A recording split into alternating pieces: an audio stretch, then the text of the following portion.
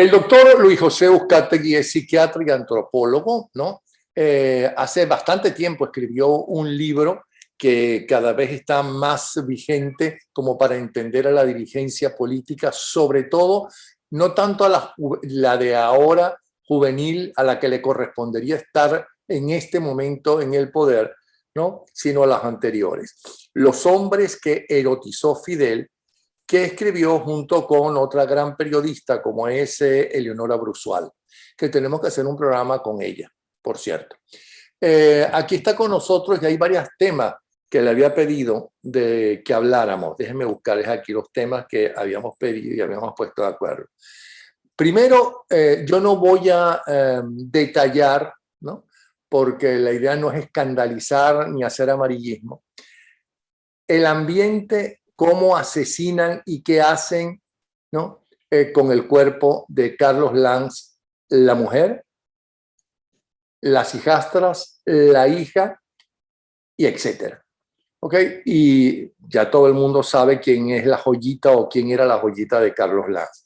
Hablar sobre eso, si ha cambiado tanto, en qué sociedad estamos viviendo, en qué sociedad en Venezuela, pero también en el resto del mundo, porque uno siente una gran agresividad, mucho mayor, ¿no? Que en décadas anteriores, en los años 50, 60, 70, en los 80. ¿Ok? Y le quisiera preguntar, porque al fin y al cabo los psiquiatras y los psicólogos son un poco padres, como los padres espirituales que uno va a confesarse.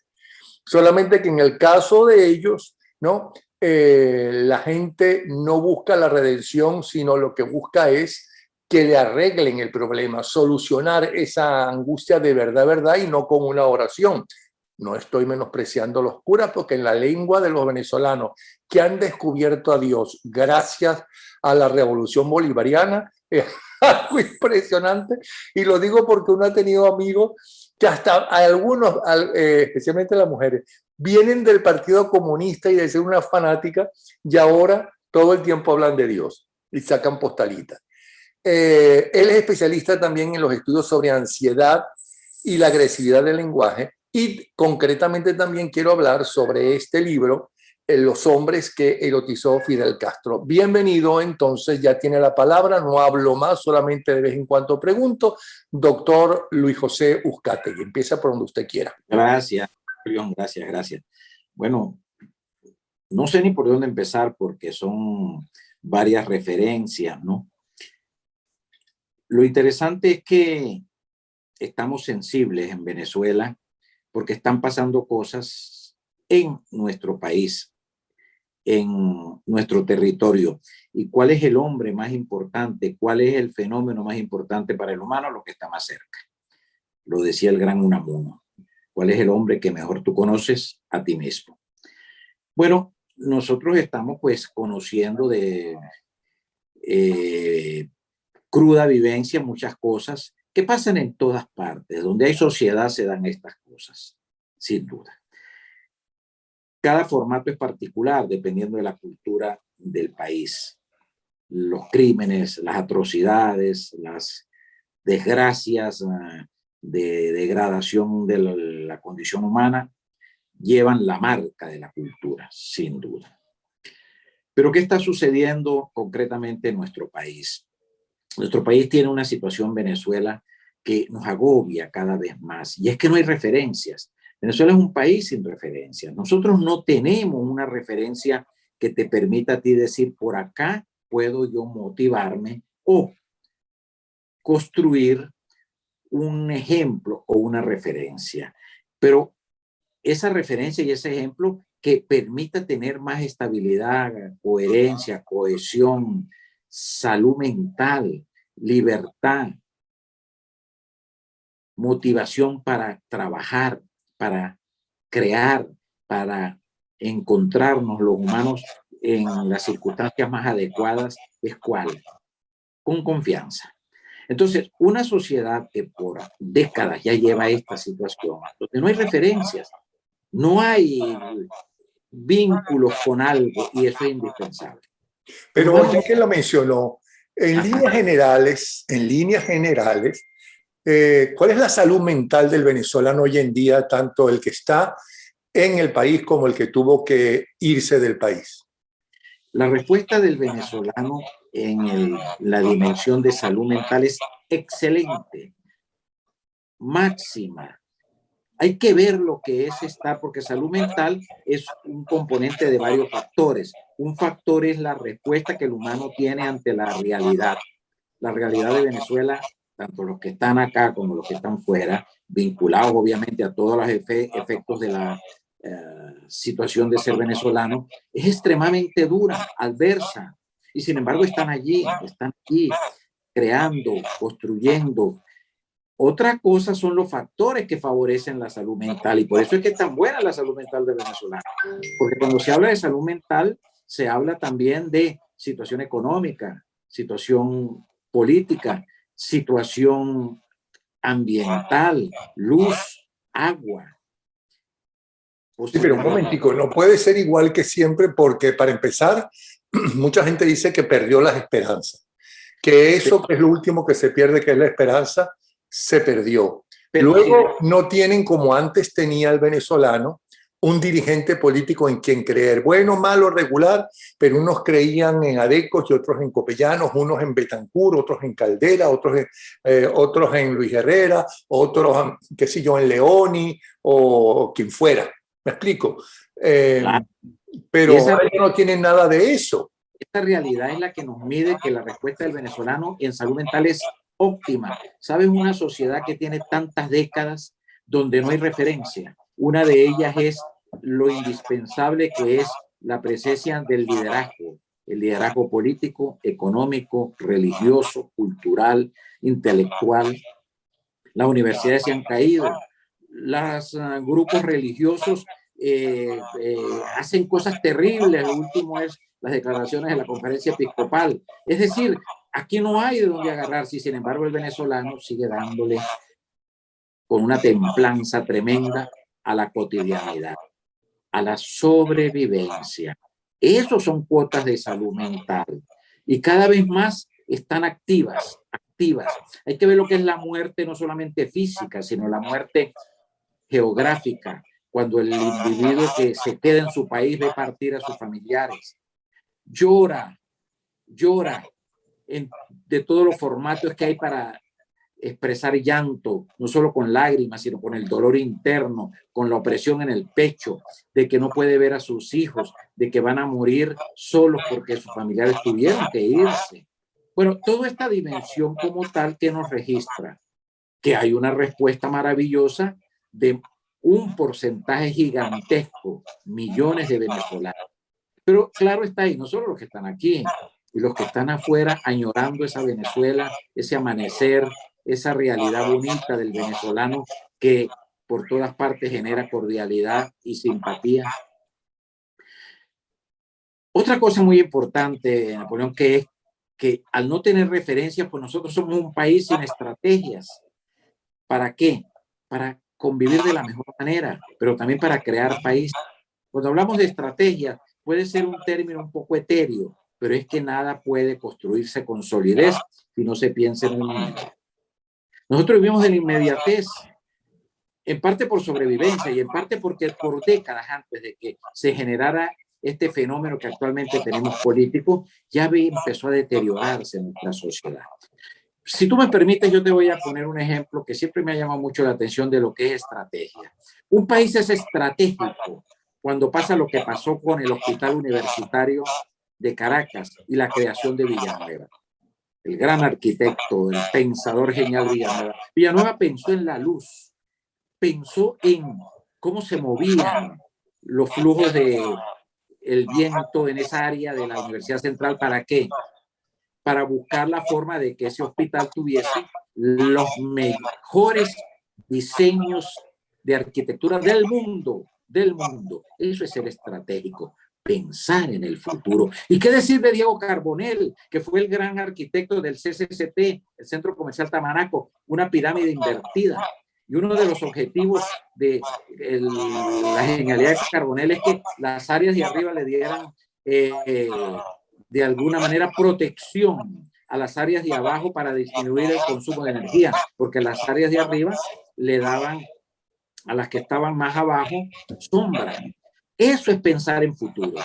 Eso es pensar en futuro. Y el gran mariscal de Ayacucho, con esas posibilidades que le dieron apertura a cientos, miles de venezolanos, que muchos de ellos inclusive están hoy en día vinculados al formato político actual. Eso es pensar en futuro.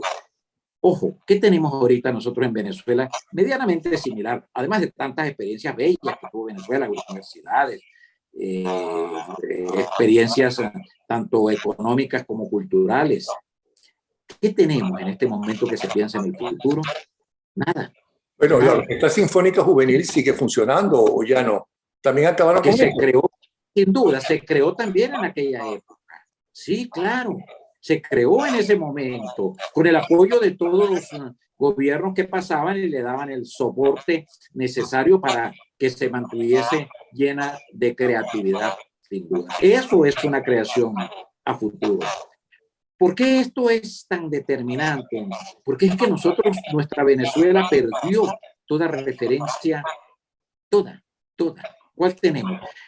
Está la referencia de una sociedad que tiene una cohesión maravillosa.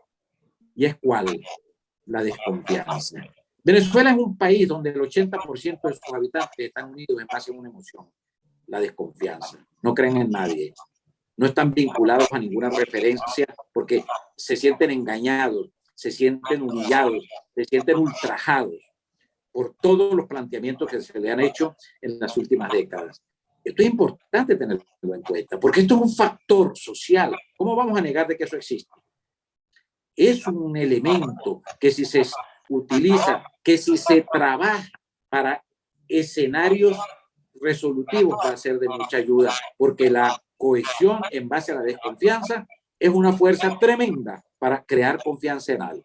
En estos 20 años, en estos últimos 20 años, cuando van a acudir a su consulta, ¿ha cambiado el problema por el cual suelen ir a su consulta buena parte o la mayoría de las personas? 100%. La expresión de la mente sigue siendo similar, la ansiedad, la depresión, el estrés, pero el factor que les desencadena eso es totalmente diferente, y es cuál, que hay un gigantesco pozo de aturdimiento y confusión donde no se ve luz. En épocas anteriores, las circunstancias de la vida, la vivencia, el encuentro humano, las rupturas, generaban estas respuestas de ansiedad, depresión y estrés. En la actualidad es cuál, un tsunami de interrogantes. ¿Qué va a pasar? ¿A dónde vamos? ¿Qué va a suceder? No encontramos referencias. Yo te diría que uno de los factores etiológicos más poderosos para dañar la mente es no tener piso social, no tener piso político, no tener piso económico. Porque inclusive esta circunstancia que estamos viviendo ahorita en Venezuela, donde emergen formatos de aparentemente mejoría económica, pues son cosas tan imprecisas, tan sectoriales, tan circunscritas, que inclusive el beneficio que pueda dar, que es cierto, puede llegar al tener cierto goteo de la abundancia en ciertas actividades, es un beneficio que lo recibe duda. ¿Y cuánto va a durar esto? ¿Y será verdad lo que dicen, que todo esto es consecuencia de cosas muy turbias? Esa realidad es la realidad de un pueblo que viene dándole un soporte a su realidad de salud mental. Porque salud mental es eso también. Salud mental es cuando yo tengo las peores condiciones y sin embargo estoy dándole respuesta. Cuando tengo esa esencia vital de no entregarme a morir. Eso no quiere decir, Napoleón, que han habido muchas bajas, sin duda. Y cuando hablamos de bajas es que sin duda que los indicadores de ansiedad del venezolano deben ser uno de los más altos del mundo, claro. Nosotros no podemos hablar con propiedad porque registros internacionales, por sí que la salud mental no es fácil tener registros internacionales, pero en nuestro país menos. Si se considera que los trastornos de ansiedad. Hay una proporción de por lo menos 300 millones de personas en el mundo, que es la población americana, norteamericana, tienen trastornos de ansiedad. Obviamente que en Venezuela también deben haber crecido, porque han crecido en el mundo, en parte por el fenómeno coronavirus.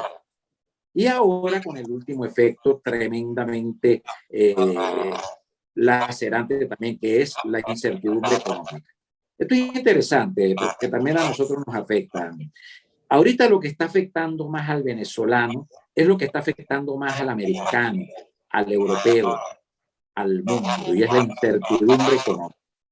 Fíjate que la tendencia que hay es que viene una recesión y una catástrofe económica como nunca, gigantesca. Pero no solamente es que es la percepción de que viene, que ya se está viviendo. Uno de los últimos indicadores de la Asociación Americana de Psiquiatría acerca de los factores estresantes en los últimos 3 meses del mundo, con más énfasis en la sociedad norteamericana, la Sociedad Americana de Psiquiatría, es la parte económica, ya no es tanto el coronavirus, no, es la incertidumbre económica de lo que está sucediendo. Claro está, con los coletazos de toda esta circunstancia de la guerra Rusia-Ucrania. De modo que ante esa realidad, ¿qué tiene el venezolano? Pues el venezolano lo que tiene en este momento es una energía gigantesca de emprendimiento para evitar no morir, para evitar no morir. Porque por todos lados hay oscuridad, por todos lados hay oscuridad. ¿Y a qué se debe la agresividad que uno siente en el mundo? No solamente en el lenguaje, sino en el comportamiento. Ya no es lo mismo. Y no hablemos solamente de Venezuela, porque al fin y al cabo, desde hace 20 años para acá, el venezolano ha perdido muchísimo, ¿ok? Sino en el mundo entero. Hay una gran agresividad, o esa idea de uno que se está poniendo viejo y la agresividad ha sido siempre igual. Bueno, existieron 2 guerras mundiales para empezar, ¿no? Más agresivo que una guerra mundial, o en España una guerra civil, por citarte solamente la guerra civil en España, pero es diferente. En Centroamérica. ¿A qué se debe eso? Es diferente, las guerras crean bloques de enemigos, pero grupos de amigos. Cuando los ingleses se unieron para protegerse de los bombardeos, estaban generando un poco lo que está pasando en Venezuela, una gran cohesión para defenderse del enemigo. El último bombardeo de los nazis con los ingleses, que fue uno de los más terribles, estaba desesperado ya Hitler, generó muy pocas, menos bajas que las anteriores. Y la explicación es que los ingleses, cuando empezó el bombardeo, empezaron a aprender y se prepararon mejor, se hicieron más amigos, se comunicaban mejor, transmitían mejor las estrategias. ¿Qué pasa en el mundo actual? No sabemos lo que es verdad y es mentira. No sabemos qué hay de cierto. Las redes sociales se han convertido en monstruos en una dimensión de ellas. Eso explica la agresión. El individuo en la actualidad, el mundo, ¿qué pasa con el individuo? Que cada vez que oye una información, duda, se agobia, se agota, se desespera y empieza a crear esa reacción ya de irritabilidad, de pequeña a alta. Porque ¿acaso podemos saber lo que es verdad? Tenemos que esperar días y a veces semanas. Porque es que el mundo se ha generado, en la actualidad, en el mundo lo que se ha generado es una ambigüedad comunicacional. Y tú te imaginas lo duro que es la ambigüedad comunicacional. Cómo la mente se aturde ante esa realidad. Y eso es una circunstancia del mundo. No solo de Venezuela, del mundo.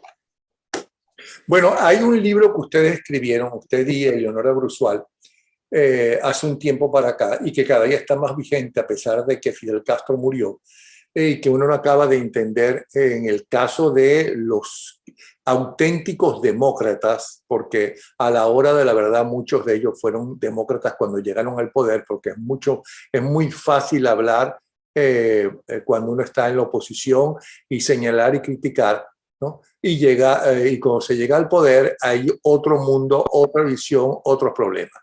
Los hombres que erotizó Fidel, ¿Qué quiso decir en ese libro junto con su esposa? Nosotros estuvimos observando y dándonos cuenta de que particular, iniciando por cosas sencillas, era la respuesta que el mundo, por cerca de, en ese momento, cerca de 40 y pico, 50 años, porque ese libro se escribió hace 20 años o hace 15 años, tenía los grandes líderes, no solo latinoamericanos, sino europeos y americanos, con un personaje, que era Fidel. Y encontramos con que sin duda es un individuo con competencias muy subgéneres, muy especiales para manejar la interacción afectiva, que generaba un tipo de vínculo, que es el erotismo. ¿Qué es erotismo? Erotismo es cuando una persona es capaz de activar los sentidos en otras personas. La vista, el olfato, el tacto, la sensorialidad. Y ese es algo que no se sabe qué es, que es un poco el encanto, la empatía, la atracción. Bueno, hay competencias en el humano, que le dan esas características a esos individuos. Otra cosa es que utiliza esas características para el mal, como las puede utilizar para el bien. En el caso de Fidel, él nace con estas características y estas competencias. Se convierte en una bomba erótica. Se entrena cada vez más, aprende cada vez más. Una mirada, un gesto, una actitud, una posición. Obviamente manejaba muy bien la comunicación oral. Y entonces eso hizo que líderes, sobre todo políticos y económicos del mundo, se plegaran ante él. ¿Qué refleja eso? Porque la parte de Fidel está clara. Sucedió en Venezuela, por ejemplo, con un personaje como fue Chávez, con características diferentes, pero más o menos con elementos similares. ¿Por qué el mundo cayó en esa trampa? ¿Por qué los líderes latinoamericanos y europeos y intelectuales, escritores, premios Nobel, etcétera? Porque es que hay otra dimensión que poco a poco se está aclarando. Traemos una desgracia en nuestras culturas y es la inmadurez. Este es un fenómeno de masa, es la enfermedad de nuestro tiempo, donde desde hace décadas atrás la mente del humano lo que busca es lo infantil, lo elemental, lo consumista, lo fácil, el engolosinarse con lo que le agrada a los sentidos. Y no se piensa, no se analiza, no se reflexiona, no se pueden construir identidades propias si inmediatamente ante cualquier estímulo externo se cae como un vasallo a los pies de ese estímulo. Nuestra cultura de la inmadurez tiene ya décadas en la humanidad.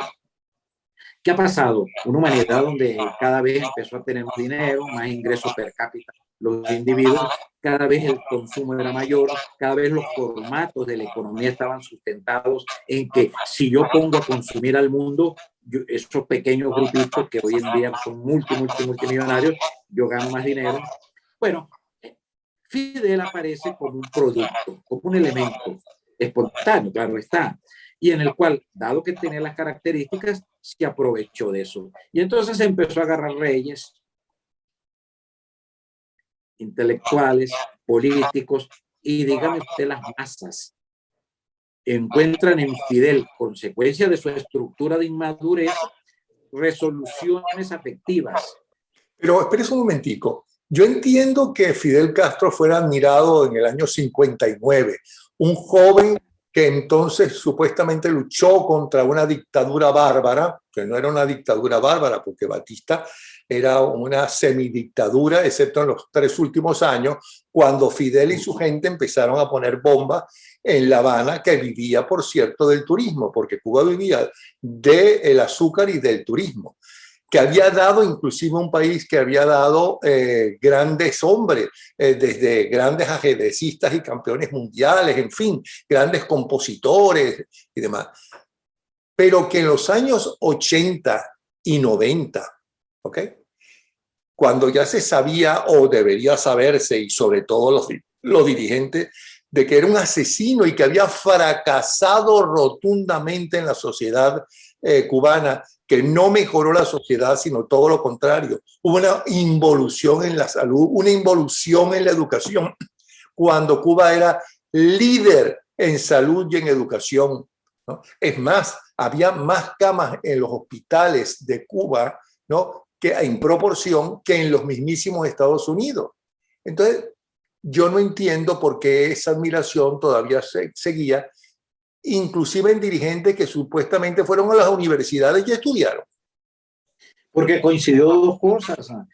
Vivimos en una sociedad de falsedad y mentira, donde no se sabe qué es verdad y qué es mentira, donde fácilmente todo se puede vender con una referencia equivocada y falsa. Eso ayudó mucho a ese Fidel viejo, senecto, que recibió la insuflación del apoyo económico de Venezuela. Pero es que acaso él no estaba en un momento en el cual el mundo estaba totalmente consumiendo la falsedad, el doble mensaje, la mentira. Qué fácil es, más cuando se hace una estructura económico ideológica, entre comillas, como es lo que estamos viendo en nuestra sociedad de hoy en día, para todo ser un montaje. ¿Acaso nosotros sabemos cuál es la realidad de la guerra entre Rusia y Ucrania? Unos dicen una cosa, otros dicen otra cosa, otros dicen otra cosa, cambian. Por ejemplo, una de las cosas muy peligrosas, que ahora sí es un gran problema para crear ansiedad gigantesca, es la volatilidad. ¿Qué es cierto? Si todo es volátil, la volatilidad viene del estudio del comportamiento económico, pero es que hoy en día es volátil todo, las ideas, las emociones, la ética, ya no es solamente que hay una moral para la economía y una moral para la religión y una moral para la política, es que todo es volátil. Ya la moral cambia tan rápidamente, en cuestión de 72 horas ya no se sabe si esto tiene una referencia moral o no. Estamos con gestión mayor que lo que estamos viendo con el juego de las multiidentidades sexuales. Ajá, eso es real, eso es cierto, eso es adecuado, ese es el comportamiento de una cultura, eso es lo que ha dado la sociedad, eso hay que entenderlo, eso no hay que entenderlo, eso por dónde camina. Lo que tenemos es una incógnita gigantesca, sustentada en la volatilidad. Eso explica, ¿tú no te acuerdas de aquel presidente centroamericano, Balaguer, creo que era, que ya anciano, viejo y senecto, y sin embargo seguía mandando? Ah, el dominicano, a la que era dominicano. Sí. La estructura de poder, ese es otro factor también. Obviamente Fidel llega a cierta edad donde descubre que hay una estructura de poder mundial, no cubana, no solamente con el apoyo venezolano, no, mundial. Las visitas que le hacía la mandataria chilena, ya siendo un anciano, los apoyos que le daba el mismísimo Papa que fue, ya no era ni siquiera presidente, y fue a visitarlo a Cuba, porque yo entiendo que vaya a Cuba y se encuentre con el dictador de turno, porque tiene que velar para que no persigan la religión, a los católicos, como los persiguió Fidel Castro a partir del año 59, que inclusive fue expulsado de la iglesia, ¿ok? Pero como católico, pero que además lo vaya a visitar. Tú dices, bueno, pero ¿qué es lo que está pasando?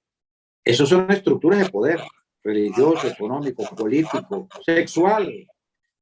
Esas dinámicas, un poco tu pregunta es, cuando todos nos lo hacemos, pero ¿cómo es posible?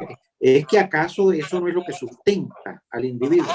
Pero no importaba, porque cuando fue joven, cuando aquella expresión, se me fue el nombre ahorita, de este intelectual mexicano, que en el momento de la euforia de la juventud de poder, Fidel y el Che decían, él narraba y decía, cuando uno ve pasearse por Cuba, por La Habana, a Fidel y el Che, se da cuenta que ahí está la expresión más erótica de Latinoamérica.